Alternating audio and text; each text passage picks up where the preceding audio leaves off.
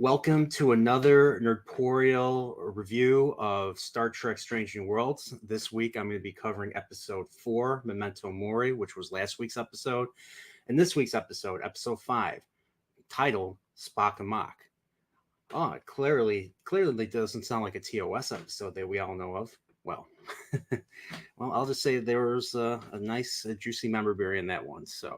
But yeah, I was just coming off the Orville, so I spent this morning watching the 2 episodes. I took plenty of notes right here, and so let's get into it. So I'm gonna be covering episode 4, Memento Mori, and it is a Lon episode this time. So Lon is the descendant of Khan Noonien Singh, from Space Seed and from Wrath of Khan. And of course, my name is the Admiral because of how he pronounces Admiral. Admiral. Admiral. So, without further ado, let's begin this breakdown of episode 4. So, we begin with scene 1. So right now we find out that the Enterprise is en route to deliver an atmospheric processor to Finibus 3. I hope I got that name right.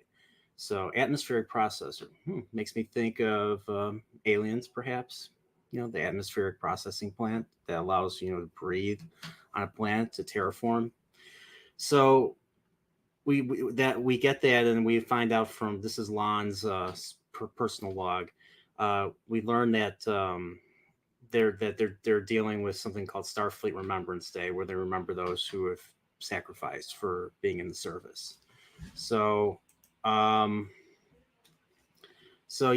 here is so we have Pike give a nice speech about sacrifice, and it's pretty cool. So I'll say this about these 2 episodes. Pike has looked a lot better than he did in previous episodes. I feel he's acted more like a captain. I just wish that he would refer to the people under him by their ranks, which I don't think I've heard at all yet. So, but we get a scene with Uhura and Hemmer in the corridor. Hemmer is the Anar, the albino Andorian chief engineer, and of course everyone knows Uhura. And it's basically they're paired up for this particular episode. He's testing her abilities. She's working under him doing engineering work, so she's not only doing the communication and the linguistic stuff, but she's also doing the engineering stuff, which is supported in the original series, where she has to work with Spock to fix communicator. I forget which episode that was, but there was an episode where they had to deal with that, where she had to fix it. So, well, I'm glad they I could buy that. Not that they really need me to buy it, but I mean, I could buy her being in any department. Switch around, get everybody get everybody familiarized with other departments. I mean, companies are doing that now. I think that's a good thing, in my opinion. So Lon, of course, says she will not have anyone prodding in her head, like she said in episode 1. She doesn't want people looking into her soul, so to speak. I guess they'll elaborate on that further later. They get to the planet, and there's no one to greet them there. And we find out that the communication satellite has been destroyed. So number 1 brings down a landing party to this planet, and we see that it's dark. There's fire. There's scattered fires all over the place. There was evidence of a skirmish happening, and Lon takes point. So she's kind of like Vasquez in Aliens. Kind of makes me think that.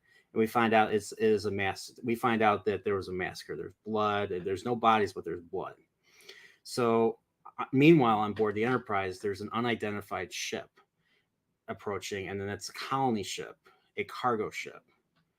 So the hull is transporter proof, so they have to use the extender. They have to use the extending arm to connect to the ship, kind of like what they did in Discovery. So because the cargo ship carries ore, they explained in the episode that it is transporter proof as a result. So that's why they're bringing people in through the little arm corridor connector. So let's just say The unidentified ship's a cargo ship. It's people that survived what happened, and the survivors come on board. They're happy that's the Enterprise. They're happy that's Starfleet, and they're recounting what they saw. There was a rain of fire, and a young girl heard the bad guys were they were making click click sounds in there, and when they approach. And Lon realizes right away that these are the Gorn. The Gorn were the ones that perpetrated this. So right after we find out, she's like, "Raise the shields!" She screams at the bridge, "Raise the shields! It's the Gorn!" And of course, the Gorn attack. And the Gorn attack. They destroy the cargo ship and damage the arm. So whoever was in there got seriously injured. In this case, it was number one. Number one gets seriously injured. So that's basically the end of scene one. It goes into the credits, and we go into scene two. Lon is having a flashback. Lon seeing seeing someone, a man, smiling at her. I thought it was her father. We find out it's actually her brother later on. So Lon basically wakes up in the midst of attack. The medical, everybody's scrambling around. Medical nurse Chapel gets her up. Everybody's scrambling around looking for injured and stuff. Obviously, Lon survives. Number one's bleeding from the abdomen.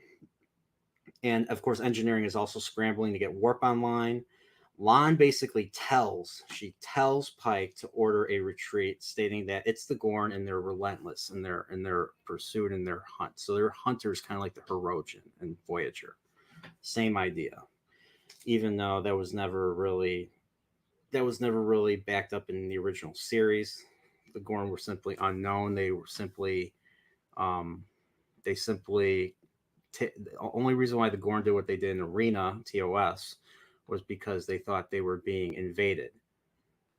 And that's basically what the Gorn captain tells Kirk. And then McCoy is like, could it be us? Could we be the ones in the wrong? And Spock's one of the few times in this series where they both agree on something.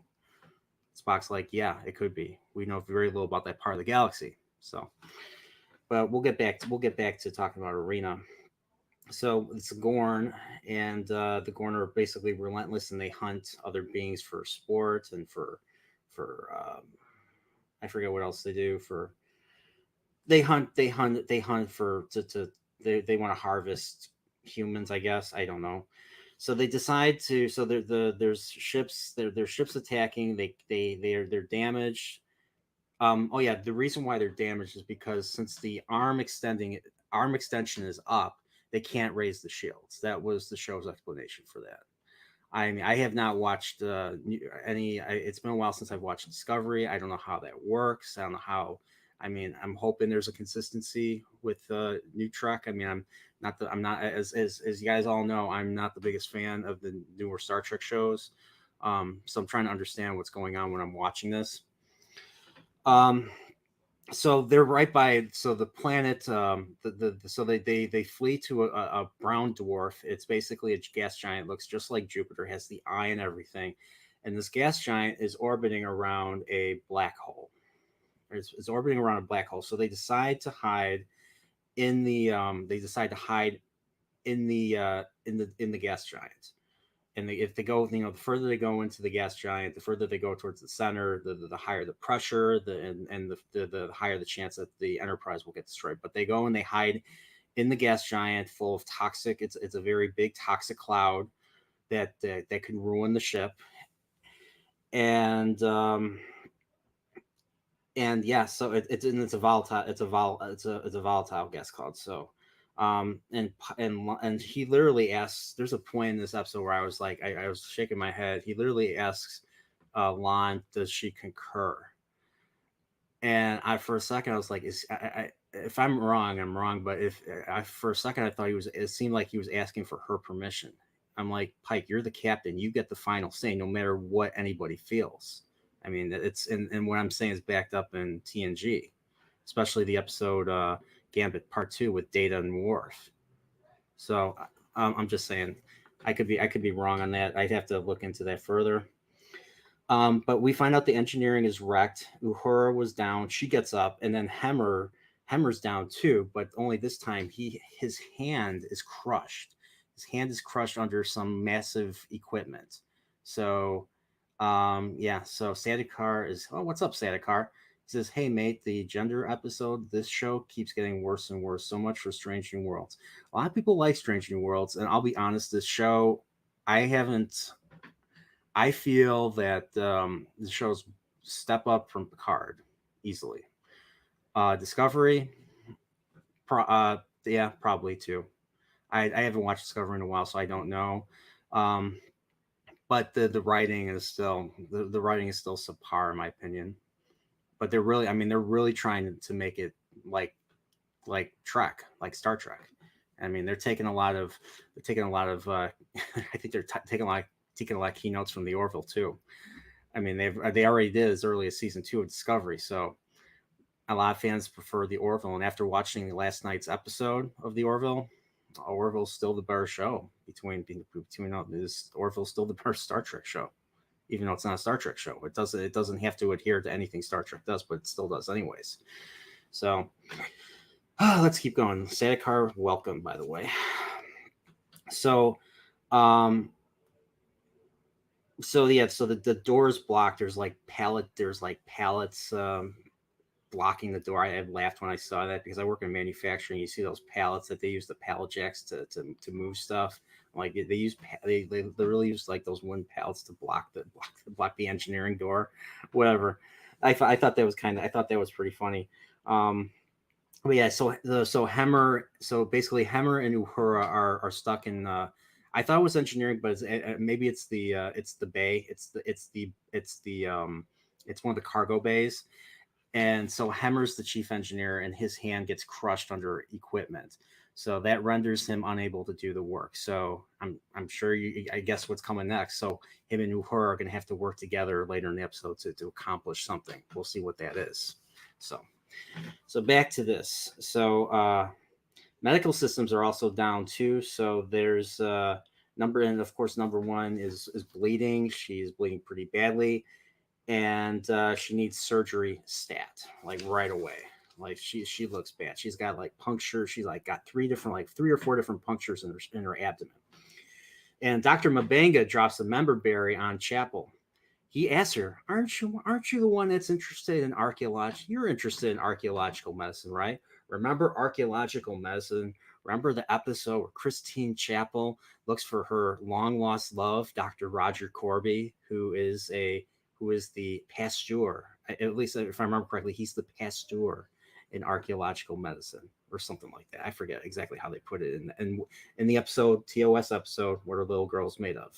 Or they go to the XO3, they find Ruck and all the other androids, and we find out that Dr. Corby himself is android. Spoiler alert.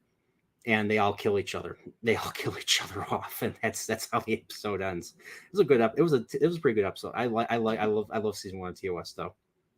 But yeah, that's the thing. We got Godzillionaires here, member. Godzillionaire, member. Are you still torturing yourself with SNW?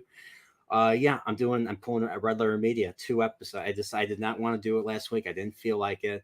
So I'm doing 2 episodes today, and that's all I did. I spent 3.5 hours taking notes on Strange New Worlds, and I'm surprised it's already afternoon. So it's time went by pretty slow. And we got Salty here. What's up, Salty? He says it's not Star Trek.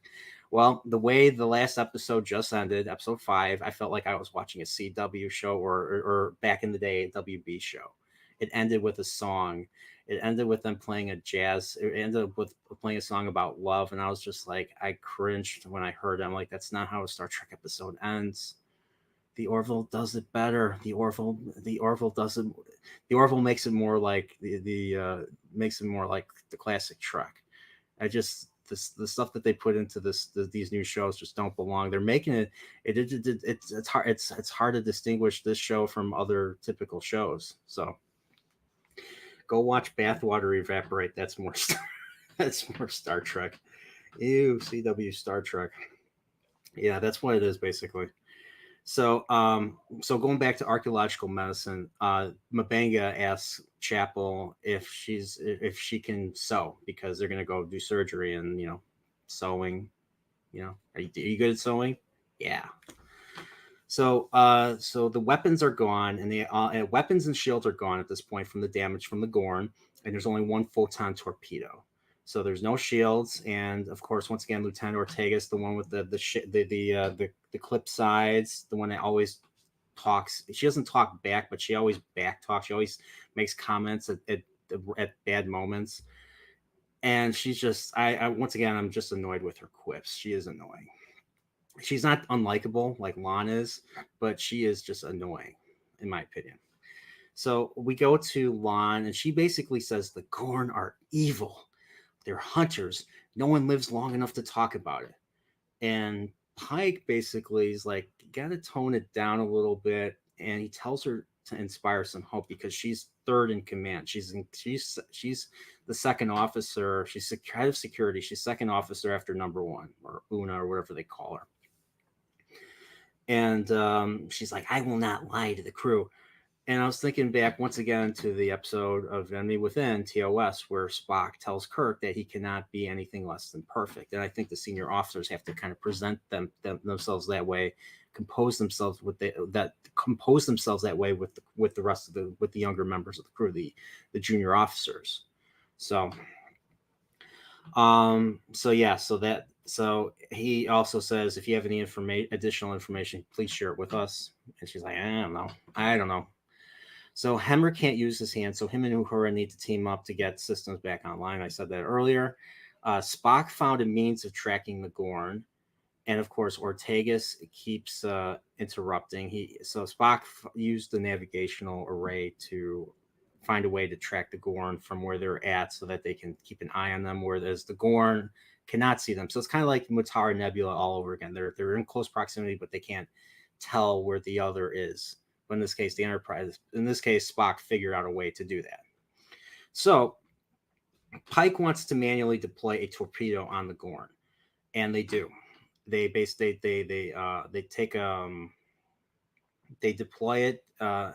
They deploy it off screen. They drop it off screen, and more ships. And we find out that so they deploy it, and the ship is destroyed, but we don't see it get destroyed. So I guess budget or something. We just see a little rumble on the bridge, and that was like, and then Spock looks like, okay, it's gone. All right. So we see more ships, and of course we find out that that wasn't the only ship. That there's more ships. There's two more of those small ships, and then there's a big mother Gorn ship, mother freaking Gorn ship out there. So that fades to that cuts to scene 3. So they're like, okay, we got to retreat. So they go deeper into the brown door. So now those ships, those Gorn ships, are in the gas giant with. Those gas giants are in the gas. Those ships are in the gas giant with the Enterprise.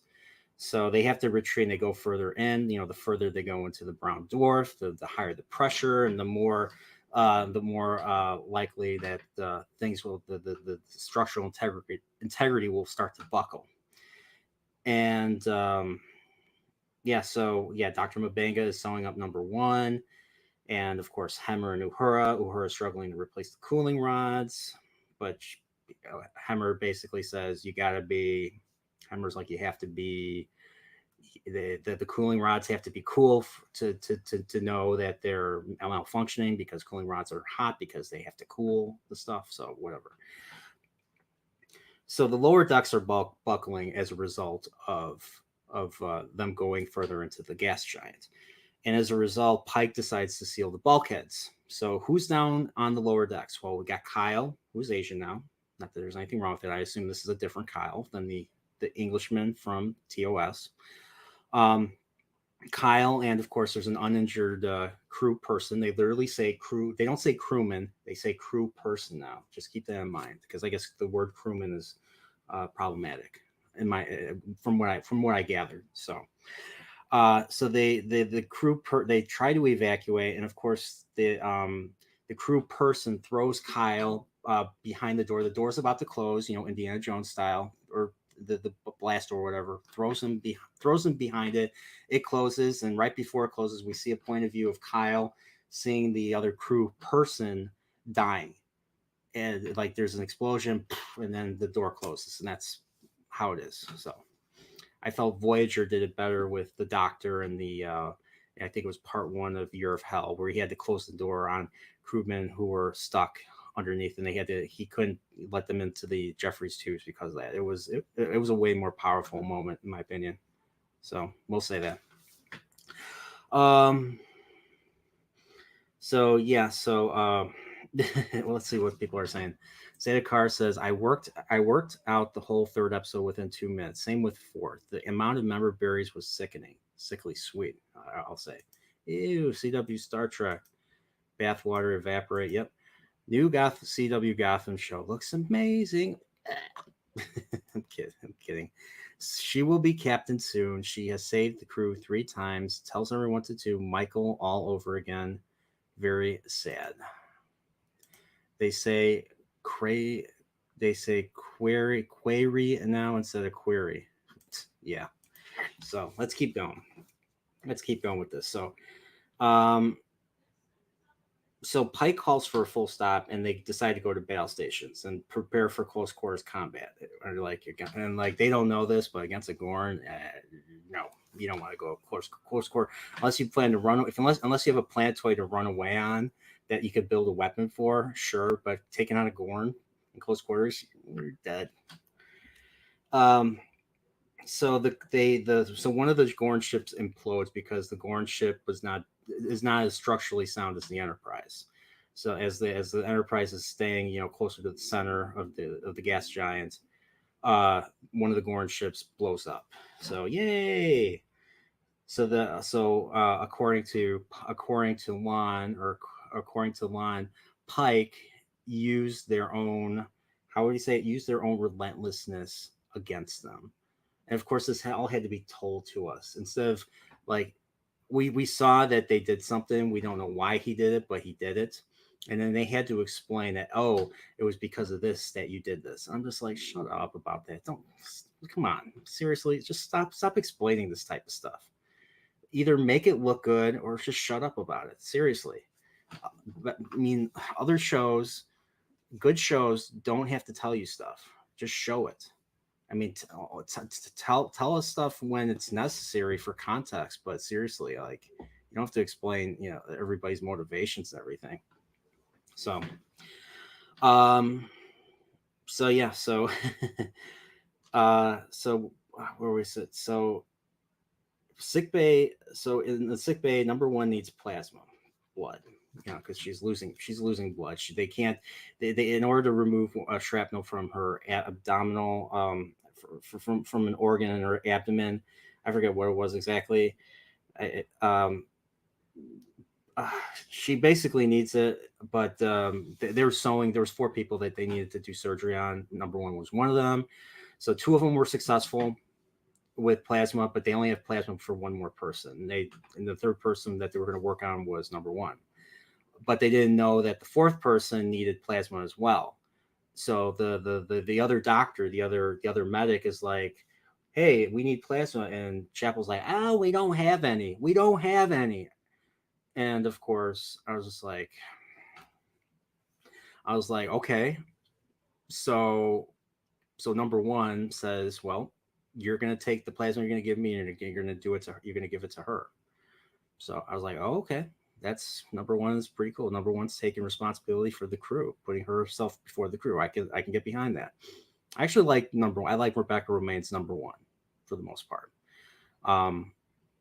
I feel she is very consistent with how Majel Barrett portrayed her in The Cage, and of course Menagerie. Whether you agree with me or disagree with me is fine. So I actually, even though she's in the Larry and she like just picks up that person above her, it was just I don't know. I still actually like her. I still like her number 1, in my opinion. So, but I could get behind that. So here's the thing. Chapel said something stupid. She was like, she was trying to explain like what was going on with number one. And she's like, you need to be knocked out, because if you don't, you're going to feel like you're giving birth from your mouth. And number one, Rebecca Romaine literally says this. She literally says in the episode, "Who talks like that?" And that's what I feel that's what like everyone in the audience who thinks about this stuff, who feels this way feels too. So number one's basically the fans that don't care, the Star Trek fans that don't care for so the dialogue of these new shows. So it was pretty. It was I laughed. I laughed and I shook my head at the same time. So Santa Car says lazy character building. Godzillionaire says the Gorn don't have unionized shipbuilders apparently. Oh, definitely not. They're hunters. According to this, they're hunters. I feel bad. I feel bad you're having to relive this. Well, I don't know. I haven't made up my mind if I'm going to keep doing this after today. So, I mean, there's going to be, I think, 10 episodes. So we'll see. Do they save the crew members with the power of song? They probably will pretty soon. I mean, I mean, it was Sabotage that saved the Kirk and the Enterprise, and or Chris Pine in the Enterprise in Star Trek Beyond. I shook my head when they did that. The last episode, they made out she was some genetic human. Yeah, she was a Larian. She was an alien. She was an Larian. So, guess that's from the book. And oh my gosh, we have a Dega Outlaw here. What's up, Adega? All right, so let's keep going. So I'm still talking about episode 4. So it's so episode 4. So we get a captain's log. We find out that we find out that 3 civilians from the craft that boarded, and of course 7 crew are casualties of this situation. So this situation is them hiding from the Gorn. So it's like a reverse Balance of Terror. Now, Balance of Terror, I'm sure you remember, was the episode with the Romulans, season 1, where the Romulans attacked the Earth outpost along the neutral zone, and the Enterprise came in to hunt that ship down and to take them out before they were able to retreat back to Romulus. Because if they don't, that could be a call for war. So in this case, the Enterprise was the cat, and the Romulan ship, Mark Leonard as the commander, were the mice. They had to get out of there, but Kirk managed to outmaneuver and take out the ship. But even though they did that, there was a heart-to-heart discussion or heart-to-heart communication between Kirk and the Romulan commander. Kirk was willing to take them prisoners, allow them to abandon their vessel, and the Romulan was like, no, that is not our way. You and I are other kind. I could have called you friend. So even the Romulan was very conflicted, and in my opinion, very compelling. It was a very compelling character. And that episode ended, and of course, there was only one casualty. It was Tomlinson, the engineer in the beginning of the episode, who was supposed to marry Angela, his subordinate. So this episode is nothing like Balance of Terror. Balance of Terror, I think, could be better replicated in the Orville, in my opinion. But they took ideas, and they took the idea of Balance of Terror and kind of reversed it. There's a few other episodes that I had in mind too. Naked Time was one of them, because the gas giant is dissolving, and they have to. There's a little bit of Naked Time, and there's a little bit of Tomorrow is Yesterday, because they do the slingshot in this episode. But we haven't gotten to that yet, so let's get to that. So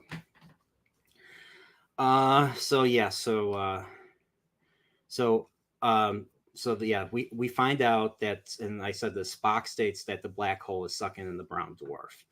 And of course, Spock says it in a scientific way, to the point where Lon yells at him, like, "Can't you just speak plain English?" I like how Spock basically calls her out. He doesn't call her on it, but he responds with a wit later, explaining what he did, and then he's like, "That's my plain English."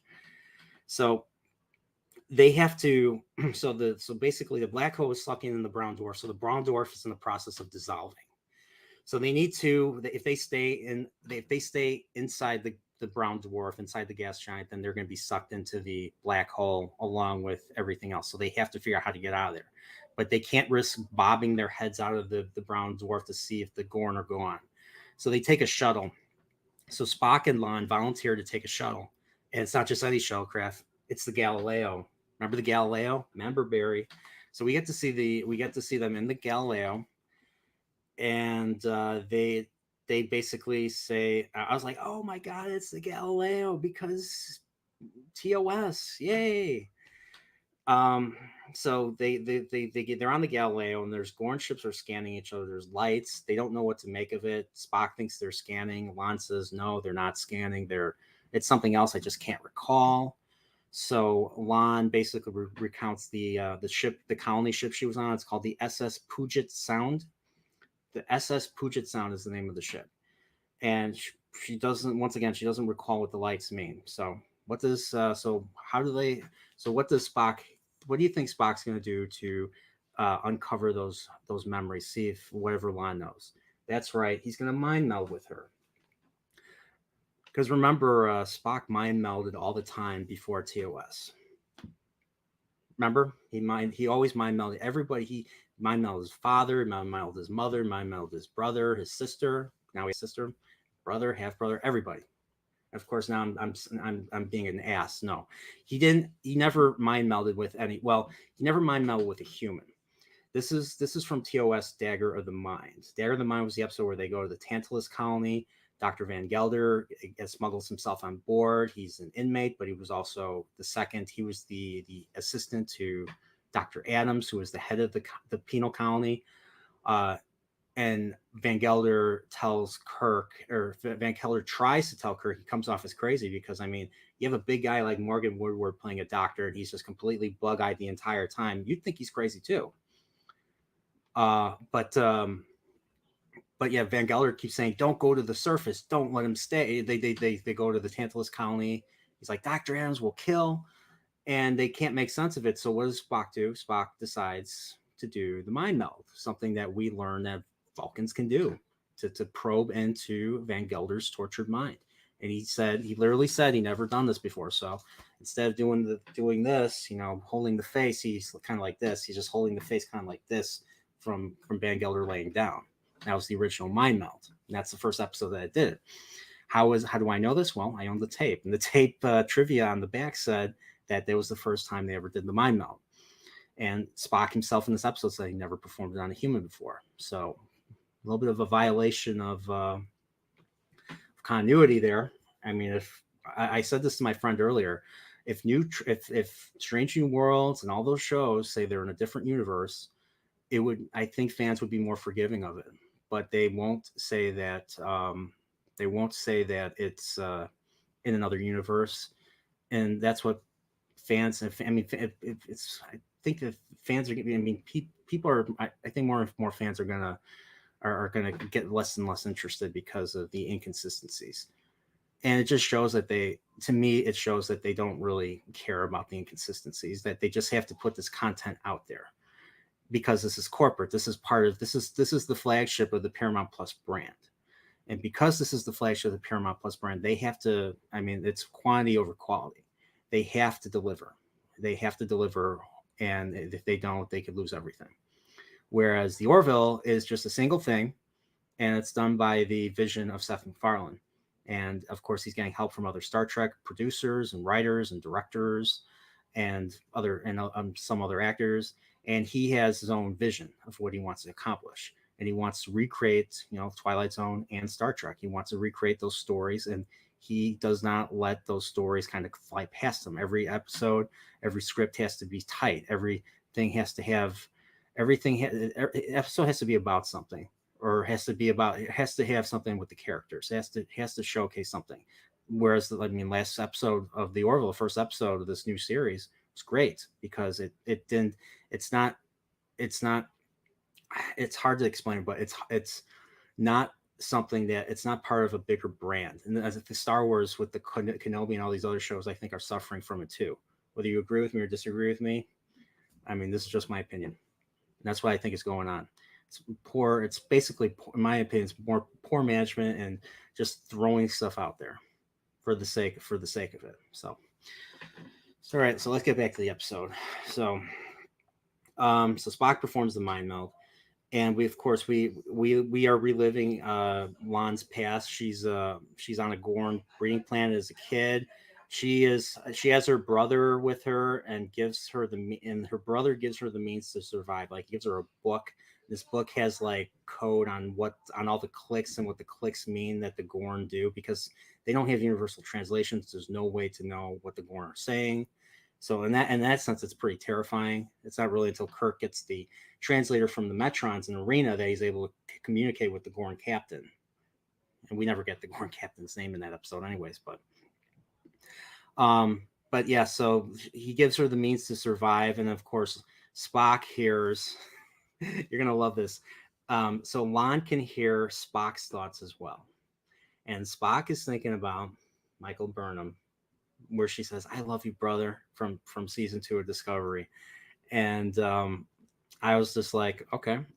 And Lon's like, who is that? Who is that? Is that someone important in your life? He's like, it's nobody. It's nobody. It's classified. I don't think so. She's like, I don't think so. And he's like, okay, I think this mind melt's over. Made me think of it made me think of maybe Spock's not a fan of Discovery after all. I'm kidding. If you once again, if you're listening in, you like the new Trek, I'm not holding it on you. If you enjoy it, I wish I could, I wish I could, I wish I could feel the same way. So, um, but yeah, we're all welcoming here. That's how it is. And I mean, whether you agree or disagree, just be mindful of our opinions as well. That's all I ask. So, um, but yeah, so they have a new plan. They have to, they plan to, what do they plan to do? They plan to remodulate. They were going to remodulate weapons or something, but then the Mama ship, I call it the Mama ship because it's the big orange ship. The big orange ship basically destroys the little orange ship, culling the weak, as Lon puts it. So wow, they destroying their own ships. Yay, whatever. So we're in the cargo bay, and Uhura basically keeps Hemmer awake. Hemmer's basically, his hand is hurt. He's just sitting there. He's tired. He wants to fall asleep. And Uhura keeps him up by discussing Anar pacifism. So the Anar are known for being pacifists or something. I have to rewatch Enterprise and watch that season 4 arc with the Anar and the Andorians. I have to really after I'll have to read. I'll have to go back and watch that. So, but Hemmer believes in Starfleet. He believes in their ideology. He believes in protecting life as we know it, and that pacifism does not mean being passive. So I thought that was an interesting thing to discuss. I thought so. It's like there are things to take away from these episodes. I thought that was a nice little conversation. I mean, I'll have to. I mean, I was watching it. I mean, I'm sure there's people that can really pick it apart, but I had no problem with that. So we're back on the bridge. Spock and Lon return. They return, and then the brown dwarf is dissolving, and the brown dwarf is once again dissolving, kind of like in the Naked Time. The Naked Time, remember Psi 2000? That's when the plant where the virus, the alcoholic virus came from, and the plant was dissolving. They had to keep it compensating for orbit, and because everybody started going crazy, there was no one to really control it. There was no one to control the orbit, and then of course Riley takes over engineering. They can't get into engineering. He shuts the engines off, and they can't do anything. So they're stuck in orbit, and they're getting closer and closer as the planet is dissolving. It was like an emergency situation, but that was originally supposed to be part 1 of a 2-parter. Part 2 was supposed to be Tomorrow Is Yesterday. That's the one where the Enterprise is discovered in 1969, and they had to escape. So the Naked Time, they had to escape by time travel. They did an intermix. They did a new type of intermixing matter and antimatter, which caused them to go back in time 3 days. That's how Naked Time ends. It was a very trippy ending, but it was originally supposed to end with them going back in time to where they are at in Tomorrow Is Yesterday, where they're at Earth in 1969. And then, of course, they have to use the slingshot effect to get home. Well, here they use the slingshot. They use the slingshot effect to get away from the Gorn and to get out of the, to get away from the, what do you call it? To get off of the, what do you call it? I can't think of it. to get off of the to get away from the planet, the gas giant and the black hole, and they do it, and they basically get away, and the mothership does not pursue, and that's basically how the episode ends. So the episode basically ends. They use a decoy. So they while they're doing the slingshot effect, they throw a bomb out. They throw some sort of bomb, and it blows up, and it covers their track. So while they're doing the slingshot effect, you see the effect of the explosion going around the black hole. It was a cool effect. I won't deny that. But they did that in the Orville yesterday. The same thing they did in the Orville. So the Orville, they were caught by the Kalon. They were being pursued by the Kalon. It was a very short, much shorter scene. They are pursued by the Kalon. They have to hide on a gas giant. They have to hide in a gas giant too, like in this episode. So I'm wondering if this episode copied that episode. I don't know if someone got wind of the script of the Orville episode and copied it for this one, or vice versa. I don't think it was the latter. I don't think it was the latter. I think it was the former. I think they copied from the Orville. But it was the same idea. The Orville has to hide in a gas giant, and they basically take a shuttle. They put a whole bunch of torpedoes on board it, and they blow it up. And the Klingon think that they blew up in the atmosphere, and then they leave. So it was the same idea with the Gorn. So they pretended, but they did this during the slingshot effect. So the Gorn thought that they were destroyed, and so the Gorn leave. Same idea. I just, if I didn't watch the Orville, if I had watched this last week, I would not have picked up on it. It's funny that I watched the Orville first before I watched this before I watched this episode. So just some food for thought. So they get away from the Gorn, and we find out that number one, don't forget about number one. She got blood, she got plasma from Dr. Mabanga himself. He donated. Apparently they have the same blood type, so that's a good thing. And the episode ends with 7 caskets. Yeah, and we see 7 caskets, and Lon has a nice little not a nice monologue, but she has a monologue, and she basically says, "We survived." That's episode 4, Memento Mori. So I thought this was. I mean, I'm gonna say this again. I feel Strange New Worlds is a big improvement over Picard. And maybe Discovery. I haven't watched Discovery in a long time. I think, but the way the ship looks is better than Discovery. Enterprise, I'm not a fan of how the Enterprise looks, to be honest. They make it very dark. Like the ship is black in this show for some reason. I don't know if it's just because the lighting in space, they're trying to make it look more realistic. I don't know what it is, but it doesn't look as awesome as like motion picture, or even the original series, or even the original version of the original series. The original effects look way better, in my opinion. So how would I compare this to last week? This week it was a little bit more. I mean, there was a little bit more consequences. I feel Pike. I think Pike acted more like a captain this episode. I think. I'll say that this is nowhere near Orville level. I mean, obviously they combined aspects of different episodes. And the same annoying Ortegas and the rest of the crew. I actually don't dislike Spock. I like Ethan Peck Spock. He tries to channel. I think he tries to channel Nimoy even more than Zachary Quinto did. I think. So I have no problems with Ethan Peck's Spock at all. I still like number one. Rebecca remains number one. But it was cool, and I thought it was cool seeing Uhura and Hemmer working together and having their own little discussion, having their own little talks, so some character moments. So I mean, there were things to take away. I mean, I don't hate this. I don't hate the show, but it's pretty boring compared to old Trek. So that's just my opinion. So this was better than I think this was better than I think I actually preferred this. I don't know if you guys feel this one was worse. I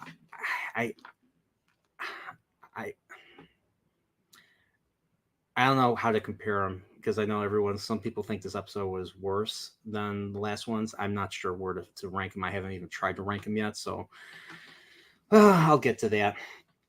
But other than that, this wasn't the best, but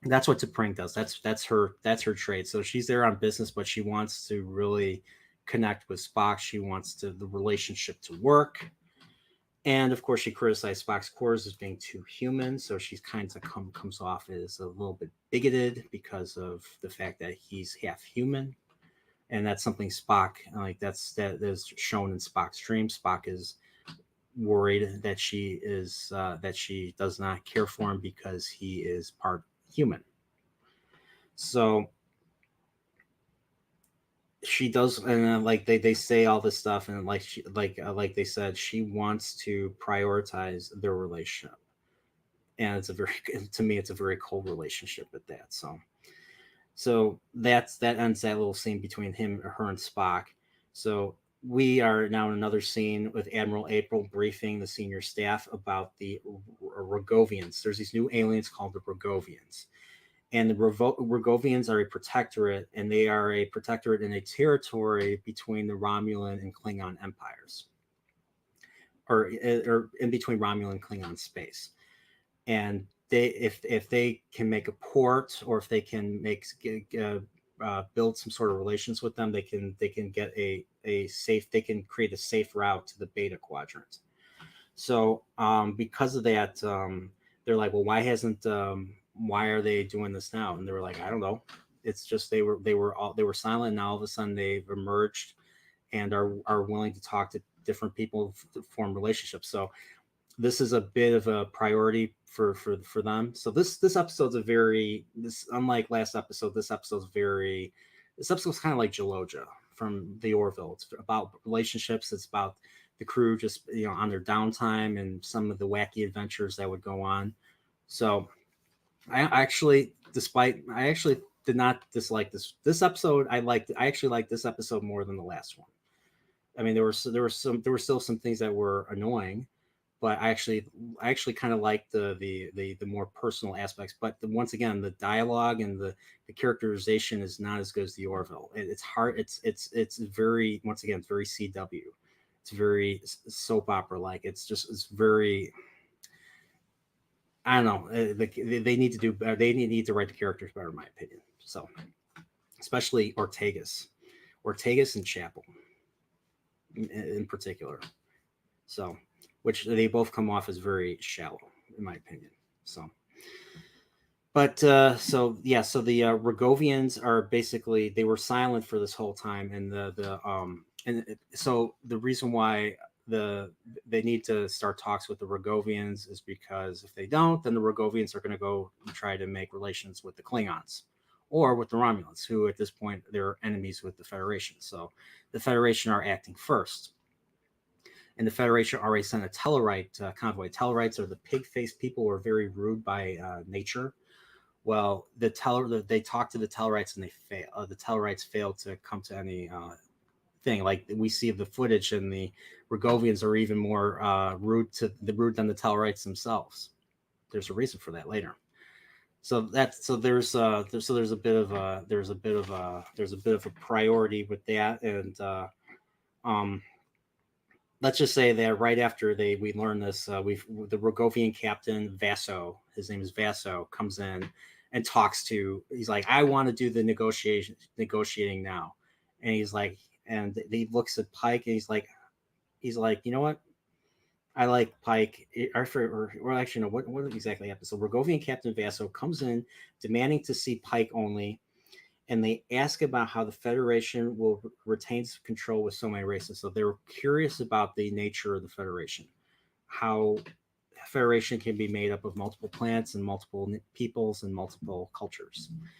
And the one thing that Rogovians are concerned about is the dilution of culture because of all this, because of all these cultures coming together. That is there a point, unique cultures are made because of our differences and how we do things, how we do our work, how we accomplish things, and ideas. So bringing people together, the big question is, does that diminish different ideas? Does that lead to mediocrity? Those are questions that the Rogovians ask.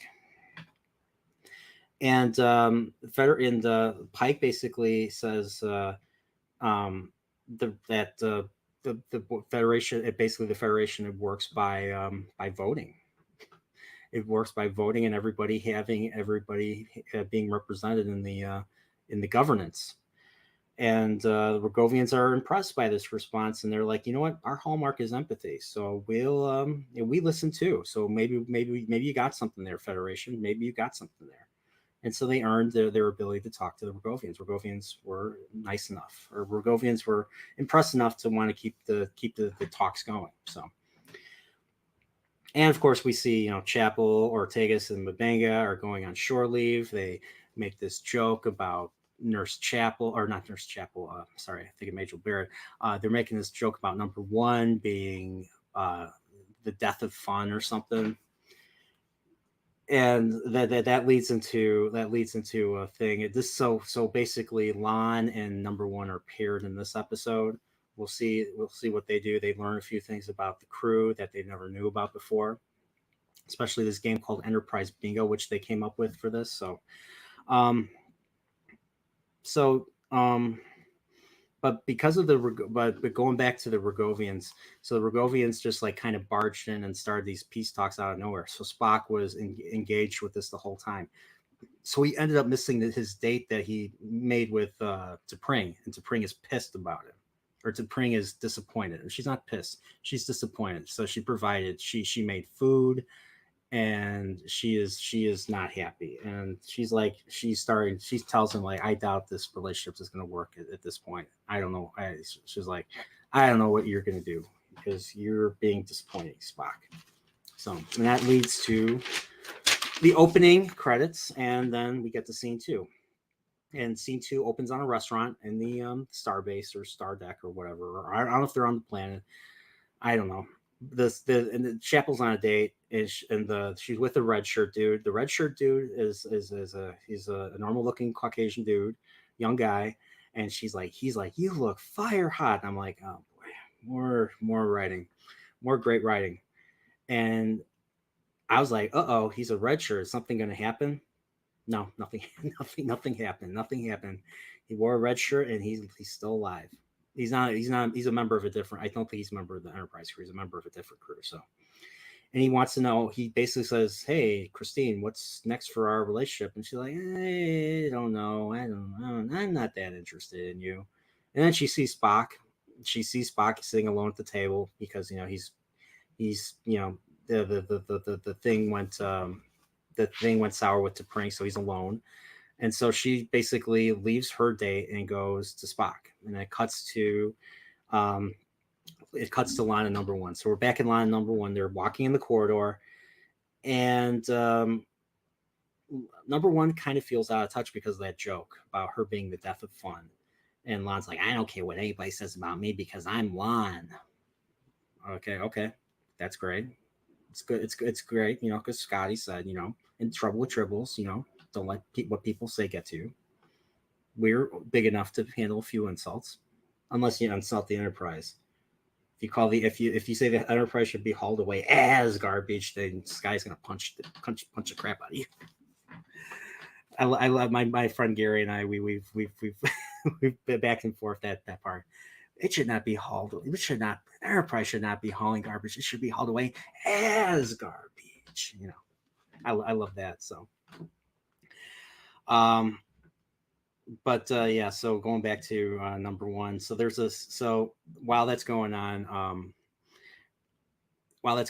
there's a security breach. Lon and number one encounter a security breach, and we see two cadets, a human and a Bolian. Yes, there's a Bolian in the show. Remember how awesome the Bolians were in TNG and DS9 and Voyager and DS9?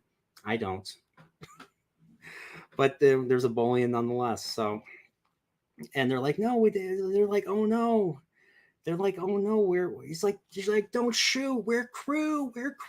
I'm just like, oh no, more bad dialogue. So they were doing something that they weren't supposed to be doing. What is it? Well, we'll find out. So we're back to Spock and Chapel. They're sitting at the table, and Spock basically tells her what went down between him and T'Pring, and Chapel smacks him and says, you should put your wife, you should put your loved one before your duties and whatnot. And they talk about their pets. Spock had the Salot, and Christine had something. I don't know what she had. I don't care. So, and then Spock. So they had this conversation, and Spock goes back to the quarters, and he goes to T'Pring, and he says, "You know what? Let's meld. Let's meld so that I can understand what you're truly feeling, and to see her point of view." And T'Pring agrees, and they do this little ceremony. They speak the Vulcan language. It sounded kind of Klingon, but without the roughness of a Klingon language, and it was more elegant. It's more of an elegant language, I guess. And of course, all the lights went out, and whew, what happened? Oh no, they switched bodies. Spock and T'Pring switch bodies. And I can't claim credit for this because someone on Twitter already said it. Someone who's probably been a Trek fan longer than I've been alive, I think. They called it Spock About Intruder because it's a play on the final episode TOS, Turnabout Intruder, where Kirk and Janice Lister switch bodies because of some archaeological find. And it was ridiculous. So there's a humorous aspect now that Spock and T'Pring have now switched bodies, because the Bragovians now do not want Pike to lead the negotiating anymore. They want Spock to lead it. And we find this out after they switch bodies. So now T'Pring as Spock has to go through with the negotiating, while T'Pring as Spock, T'Pring as Spock has to go into the negotiating, whereas this is confusing. Whereas Spock as T'Pring has to go and deal with the Vulcan that she has to rehabilitate. So it's kind of a little bit of a wacky, switcheroo, hijinks, as they say in the episode. Who doesn't like hijinks, according to Christine Chapel? I'm just like, oh, shut up. Please shut up. Don't talk. Please don't talk. And that's just how I react to it. If you like it, that's fine. I'm fine with that too. So the Rogovians aren't happy. April tells Pike they want to cancel future meetings. They want to sit only with Spock. They will only meet with Spock. So Pike is wearing his green outfit. Remember, Pike's wearing the classic TOS green outfit. Well, not exactly. It's different. It's slightly different. And he goes to the quarters and tells, hey, Spock, you need you to do it. And of course, he doesn't realize that Spock is now in T'Pring's body and T'Pring is in Spock's body. So they decide to tell Pike. They tell Pike that they switch bodies. He's like, really? He's like, really? He's like, what? And they're like, we don't get your surprise, because they're Vulcans. They don't get the surprise. Or he makes a joke, and they don't get it. So Pike is aware of what's going on. And then we're back to Lon, and Lon and number one are interrogating the two cadets. Lon is interrogating the human girl, and number one is interrogating the Bolian girl. And of course, they're doing the whole good cop, bad cop routine. Lon, of course, is the bad cop because Lon is unlikable and very mean. So she was well within her element. She was threatening the cadets, and they're like, we didn't do anything wrong. We're just playing Enterprise Bingo. We're just doing Enterprise Bingo. And they're like, what is Enterprise Bingo? And of course, Enterprise Bingo is something that's played by cadets and young ensigns when they get on board. I guess it's like an initiation of some sort. Hey, they they're like, okay, you're dismissed, but the two cadets have their shore leave revoked because of that. So they have to go and do work during this time under Kyle. They're like, not Kyle, he's horrible to us. I'm like, Kyle, that mild mannered guy is mean to them. I was like, wow, I did not see that one coming. We don't want to work for Kyle. He's terrible to us. I'm like, oh boy. I was just like, him. He's mean, and he's not someone nice to work with. I don't know. I didn't see anything mean come out of him. He's just very, very obedient, very, very, very. He asks questions, very pleasant from what I've seen. I've not seen him be mean once. Who knows? Maybe that'll change. We'll see. So, um, so yeah. So once again, like Spock and Spring have to do the others significant others duties, and they have no idea what to do. It's out of their comfort zone. Wow, they're outside their comfort zone. Yay. Okay. So we're in scene 4, and we're in the galley. Number 1 and Lon basically discuss Enterprise bingo. It's a checklist of wacky things to do around the ship, whether it's once again cadets and ensigns pull, see if cadets and ensigns kind of compete to pull stuff off. The first thing they do is they use the medical transporter while chewing gum to see if the gum returns the flavor. If the gum returns the flavor, I think they win or something. I don't know how that works. It was weird. And then there was another competition where two people are on the turbo lift, and you know how you have to grab the handle and then say where you want to go. Well, whoever the computer responds to is the winner. That's how that second game works that they showed us. I think there was a third one, but the third one they showed later. So, so we're back on the planet. We're on the planet this time. They're on the planet. Ortegas and Chapel are on the planet, and of course, Ortega somehow knows about Lurpas and Vulcan mating rituals, and she tells. We know this because she's like, you're don't get involved in Vulcan relationships. I've seen Lurpas. I have scars all over. I'm like, you have scars all over, really? Well, I doubt they're going to follow up on that, but if they do, if I even watch the rest of the show, if I even watch the rest of the season, I'm sure they're not going to though. Just to get some humor out of Ortegas, I don't know. But yeah, so Spock is so basically Spock T'Pring comes down as Spock, or Spock comes down as T'Pring and explains to Chapel what happened to him, and he tells Ortegas to go away. I want to speak to Chapel alone. He's like, is there a medical means of helping us? And she's like, yeah, there is. We don't know what it is, but she's like, yeah, there's some medical means. We could do it. Yeah, we could bring your minds back together. No problem. Yeah, it's pretty standard. Pretty, it happens every day. People, minds, Katras switching bodies. It's not unusual. You don't need a Vulcan priestess to perform on Mount Seleia. You don't need anything. It's pretty typical. Okay, I'm done. I'm done with that. So she says yes, and then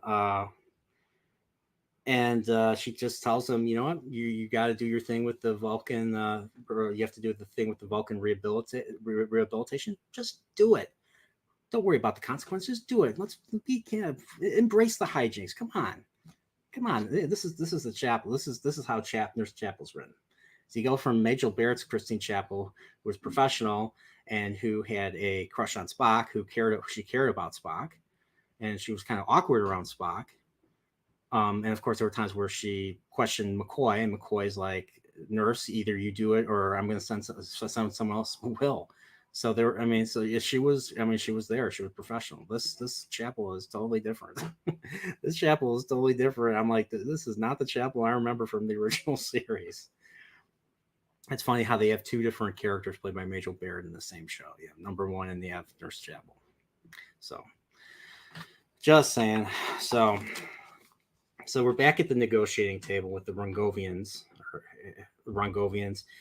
and Spock, T'Pring as Spock is there, and they basically are. There's an arguing over whether alliance with the Federation is better than alliance with the Klingons and the Romulans. And once again, they talk about diluting cultures. And T'Pring's Spock basically sympathizes. She's like, "Yeah, I wish I was on Vulcan, embracing Vulcan culture." And the Rangovian's like, are you talking bad about the Federation? What are you doing? They're like, what are you trying to do? That kind of took them aback. So Pike decides to intervene. So Pike was watching, but Pike intervenes, going against what the Rangovians requested. And he talks about why the Federation is a value due to leaving your own culture to deal with others that usually have, that are vastly different and usually come at great personal cost.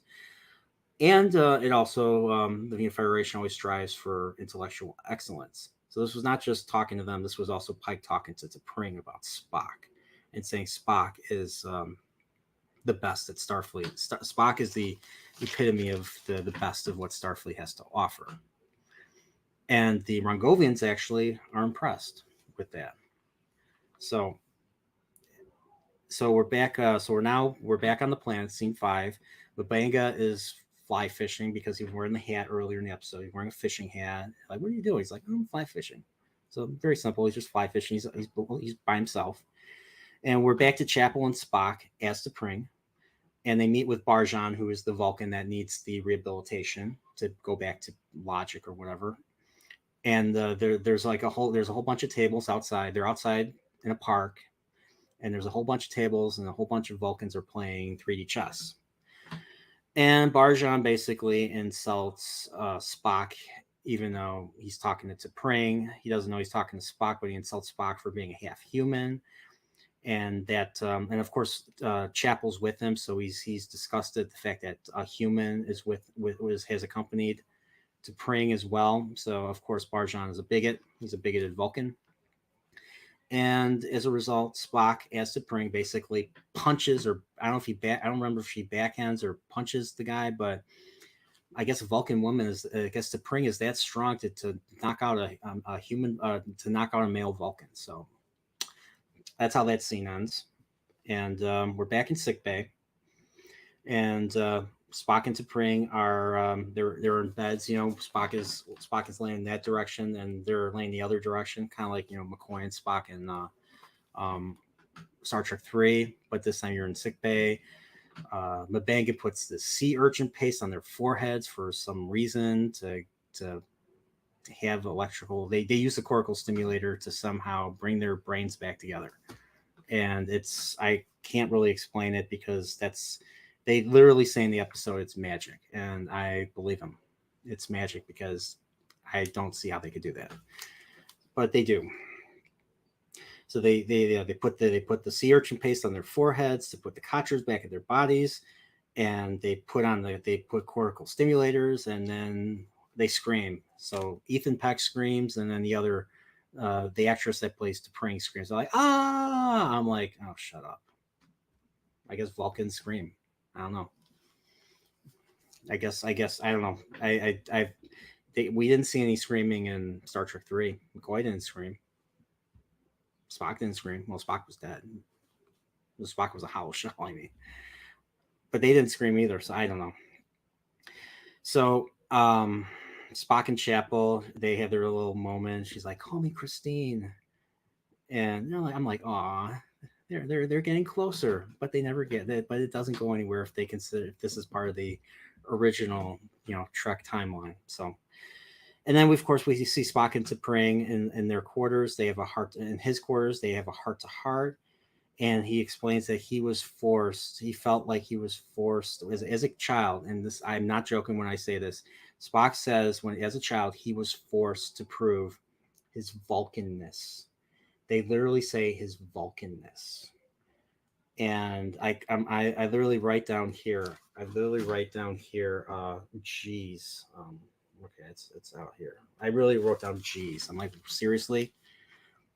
He's like, I am just quite simply Spock. So, and then they have sex. Hey, at least it led to something. So good for Spock. Good for Spock. So now we're in scene 6. Negotiations are about to conclude. Why should the Rongovians join the Federation? They ask Pike. And he says, well, they shouldn't. There's a price. I mean, for everything you do, that there's a price. There could be a price. And the Rongovians like, oh, they're very impressed with his answer. He didn't say yes. And he said, well, they once again the Rongovians value empathy, and what we learned is that when they're at the negotiating table, they emulate other species. So with the Tellarites, they were acting very rude and obnoxious. With the humans, they were very polite and unassuming. And with the Vulcans, they were very logical. So Pike realized, and of course, we see them leave, and they go into their ship, and the ship raises a Federation flag. So they had a Federation flag already installed before these negotiations. So they knew they were going to be Federation citizens, or they decided to. I didn't know that they even could just do that. They can't just declare themselves. I mean, they can't just declare themselves. I'm sure there's a final approval that needs to be done, even though they wanted them to. But I mean, yeah, I guess they flew the flag. I mean, can you even do it? Are there laws against flying flags when you're not still part of an organization? I don't know. So, so we find out that Pike figures out that the Rongovians have wanted have the they wanted the capacity. They wanted to see if other species had the capacity to see things their way. And I was just like, whatever. I was like, whatever. I'm sure everyone at the negotiating table wants everyone to see things our way too. I don't know. It was an odd thing. It was an odd thing to reveal. So they raised the Federation flag. Yay! They're part of the Federation, I guess. So number one and Lon walk in space, and they're walking in space on the hull without any without any environmental suits, and they're being covered by a force field. Okay. And one of the last things that's on the list of the Enterprise bingo is to sign a particular scorched plate on the hull. They have to sign their names on a scorched plate. And yeah, and they look at the Rongovian sails, because the Rongovian is a golden ship, and they have those golden sails. Kind of made me think of the DS9 episode with the sail ships, the space sail ships that Sisko and Jake are piloting. I think it was season 3. This was when Sisko started to grow his mustache and stuff. So we see that, and then we're back to Spock and T'Pring. They had sex, they're sitting down, chit chatting, what you do, you lay in bed after sex, chit chat, typical stuff.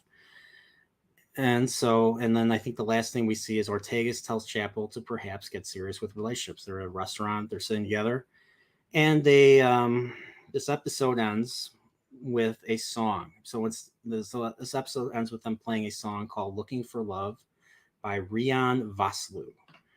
And at that point, it felt like listening to a WBCW type of ending of a show. So, and that's how this episode ends. So, I mean, the episode was. I mean, I thought the episode was fine, even though it made very little. It was entertaining if you don't think about it. That's how these episodes are. They're entertaining if you don't think too much about it.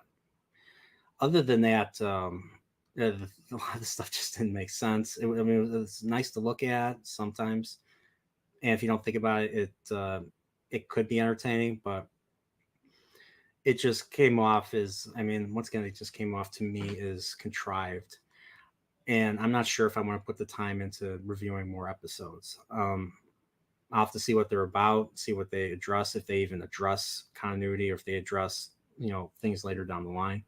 This episode, the thing I did like about this episode was I liked the fact that they didn't just focus on action and just blind action like they tried to do character stuff, even though the character stuff wasn't done that well. I mean, they need to watch classic Trek, watch the Orville to get an idea on how to do the stuff, and then of course you don't have to copy them. Just look at how they do it, and then come up with your own ideas and implement them. That's all I think you need to do. So, and of course, I mean, I like Admiral April. I like his character. I mean, I like his actor. I don't think he needed to play April. He could have played another admiral, maybe another friend of Pike's, in my opinion. I like the actor that plays April, so it was cool to see him again. And Lon wasn't. I mean, Lon was still mean, but she wasn't as mean. She's nice. She's cooler when she's around number one. But she's mean to Spock. I hope Spock just like freaking. Well, Spock won't snap on her because she's a Vulcan. He will never do that. He just needs to have, he has to have a wit. He has to have a sharp wit. The way he spars with McCoy. But heck, we like McCoy. That's the thing. We don't like. So far, I don't like Lon. I like McCoy though. So I want to see what everybody's. So Sadkar is still here. I thought she reintegrated those who lost the path from logic or something like that. Something like that. I don't know. They're probably emotional. That's not logical. LOL. That's what I mean about telegraphing the story like a 12-year-old. As soon as that happened with the nickname, it was obvious what was next. Yeah. So yeah, so it was. So yeah, I managed to get an hour and 20 minutes out of this. So, but yeah, these episodes. I mean, I probably not going to cover the next up. I'm probably not going to cover the next few episodes. I don't know if I'm going to pull Red Letter Media and like cover all episodes at once. um, I don't even know if I want to keep doing this, so I'll keep everyone apprised of that. So, but other than that, if you if you're still interested in watching these episodes, I'd say watch them. Make up your own mind about them. Don't necessarily listen to what I have to say. I'm just one person, just one. I'm just one person, one opinion. I'm just one opinion. I have my own views on Trek that might that don't. I mean, everybody has different views on Trek. I know Ryan Burnett has his, Clobber Times has his, Mike from Pacific 414 has his. So, I mean, but we all agree that New Trek is not good. We all agree that New Trek is not the best, and that they could be better. Do they? But here's the thing, though. They consider the fans that are critical of them enemies, and because of that, they will not listen to fan feedback. They only listen to fan feedback that talks about they only talk about fan feedback that refers to other that doesn't refer to criticism, unless it's being critical of something like not having enough particular types of people or not representing this, not representing this portion of the population, stuff like that. They'll listen to that stuff. Same with Disney. Same with um, Canadian government. Same with everything. Okay, I was kidding about that. I don't want to get this. I don't want this to get political. So, oh my gosh, Spock is here. Spock from Vulcan. Yeah. So yeah, you're this last episode was called Spock Amok. Spock. You had the T'Pring, had plenty of sex with T'Pring, and there was you switch bodies with T'Pring. You switch bodies with T'Pring. Remember that? But they literally copied. I don't know who copied who, but there was the thing with the Kalon that happened last night happened in the Gorn episode, in episode 4, where they had to hide from the Gorn, and they had to blow up a decoy to escape them. It was almost the same idea. They were hiding in a gas giant. Yeah, and watching New Horizons was like a breath of fresh air. I'm sick of being deprived of good sci-fi. And this is coming from Spock, everybody. Spock from Planet Vulcan.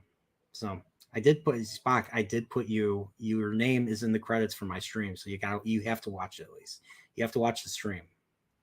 It was me, Mike, and Brandon even came on for a little bit. So yeah, we all watched the show. We all loved it. I literally I responded to Seth. Frank Constantino retweeted my tweet. Frank Constantino retweeted my tweet telling Hulu to renew the Orville.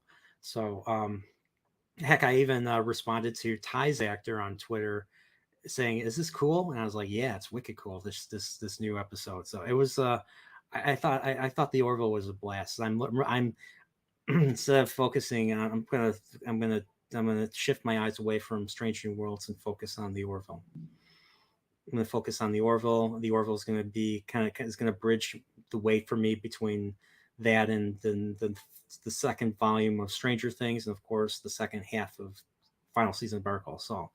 And then of course there's freaking I'm gonna watch House of the Dragon. I know a lot of people. I mean, season 8 was horrible, but I'm gonna watch House of the Dragon, despite Game of Thrones season 8, because I have to read Fire and Blood. I want to find out for myself if the book is as boring as it is. I did not get into it the first time I tried to read it, so I'm gonna watch House of the Dragon, and then I'm probably gonna watch Rings of Power, and of course, there's also Cobra Kai. Now, Cobra Kai I know is gonna be good because Cobra Kai is awesome. Rings of Power is there's a lot of red flags with Rings of Power, and fans are pointing that out. And Amazon and the One Ring Down on all those media groups are trying to make it seem better than it actually is. So, yeah. Godzillionaire says, "I just can't bring myself to watch the Orville. I just can't stand Seth MacFarlane." I'll say this about Seth MacFarlane in the Orville. I was keeping in mind how the captains are treated in New Trek, and I was curious if the same thing was in the Orville. And I'll be honest, Seth MacFarlane's Orville or Captain Mercer is more of a captain, or is more like a starship captain in Star Trek, like Kirk or Picard, than any captain in New Trek. Even Pike, even this new Pike, he just comes off as too weak. He doesn't he has to act more like he doesn't act authoritative enough, in my opinion. So, and the captain is, captain is the final say whether you like it or not. So that's just what I say. So yeah, Seth, not everybody likes Seth MacFarlane. Seth MacFarlane is very unique. I wouldn't say unique, but Seth MacFarlane, everybody knows what his ideological leanings are. But I'm glad that the thing I'm thankful for is that he treats Star Trek and he treats the show, the Orville, the way Star Trek was, the way Star Trek always was, that it was a bridge and it was not a divider. This new Trek stuff is very divisive, and I don't appreciate that. The Orville is building a bridge between fans of both sides of the political aisle, and that's something I can appreciate. Because if there's a lot of division right now, like both political sides are calling for calling for recounts and and election fraud, and to bring people together, I think you best to start with pop culture and to allow both sides to see various things, to bring that human aspect back into it. So I feel that shows like Star Trek. Reason why Star Trek is meant so much. So reason why Star Trek is still, people still like Star Trek. People still like TNG, TOS, the original movies, is because it had this human connection. It had well written characters. There was a lot that went into it, and it brought people together. And if we don't come together, like people can say, we come together, we are all for coming together, but then you have to keep in mind their actions. Always keep in mind somebody's actions. People that say stuff like that usually don't practice. People generally don't practice what they preach. The people that are usually the most mild mannered, unassuming, are usually the ones. They're usually the ones that practice practice true virtue. So, and I mean, it varies for people, but you got to be careful who you listen to, because people lie. So, but yeah, so that's so Orville. I'm going to keep doing every week because I loved it. I mean, I know the problem is I don't know why they freaking put it out. They drop it at 11 p.m. my time, which is, I mean, I'm glad it's early, but they should just drop it like 8 o'clock, like a typical primetime show. Better Call Saul gets dropped, on its own channel, 8 o'clock. I listen to it, and then I get to do my after show at 9:15, 9:15 p.m. Central. And for this, I have to do my after show at midnight. So, so I, I mean, it's better than nothing, but still, I mean, I don't know why they have to drop it so late, or just drop it at a particular time, and then everybody will watch it at the same time, and then people will come by for the after show to have discussions with other people, talk about it. So that's the point of my after show. So if you haven't, check out my Orville New Horizons. It was a great thing, and once again, everybody, this was a great stream. Well, I'm glad I'm through it now. Hopefully, I'm glad I'm through it, because it was taking me a while. It was taking me a while to get through it. I had to pause and make sense of what was going on. So, and it got pretty tiresome. So, other than everybody, have a good rest of your day. And yeah, tomorrow I'm going to do a Stranger Things panel talking about the latest season, the first volume of the newest season. It's an awesome show. It takes everything they've done to the next level. They dialed it up to 11. Get it? And if you haven't watched it, definitely check it out. It's a great show. Or if you're into 80s movies, 80s science fiction, 80s horror, um, and just all that nostalgia of the 80s. It's like it's all there. If you like Spielberg, John Carpenter, Stephen King, George Lucas, heck, even Nightmare on Elm Street. There's a lot of Nightmare on Elm Street, Hellraiser, and freaking Silence of the Lambs in this season. You see, there's a lot of draws, and I liked how they did it. And yet, Robert Englund's in an episode. Robert freaking Englund is in an episode. So definitely check it out. And I can't wait to talk about it tomorrow night with Wakizashi's Tea House, Prophet of the Dragon, and hopefully, if he can make it, Salty Texas Sea. So other than that, everybody, once again, have a good night. Check out my Orville stream. Spock, you have to watch it because I put your name in it, so you gotta watch it. And it's great. Nono Mas, welcome. And yeah. But I want to trust this before we go. Spock, Godzillionaire says I took the black pill. Just don't care enough to give it a chance. I suggest you give it a chance. Orville's a great show. I mean, not everybody agrees with Seth MacFarlane, but you can set. It's very important to set aside the art from the artist because it's a wonderful show. It's a very great show, great characters. It gets better. Each season gets better and better. This new season is shaping up to be even better than the last season, and the last season was freaking great. Like I was invested all the way. So, but yeah, so I'm happy. Great TV's coming back for me. Better Call Saul, Stranger Things, and now the Orville. So we'll see. We'll see where this new season goes. I can't wait. I hope Hulu renews it. So other than that, yeah, everybody have a good rest of your day. Spock, Nono Mas, Gazillionaire, everybody that came by, Sadikar, thank you. Other than everybody, live long and prosper.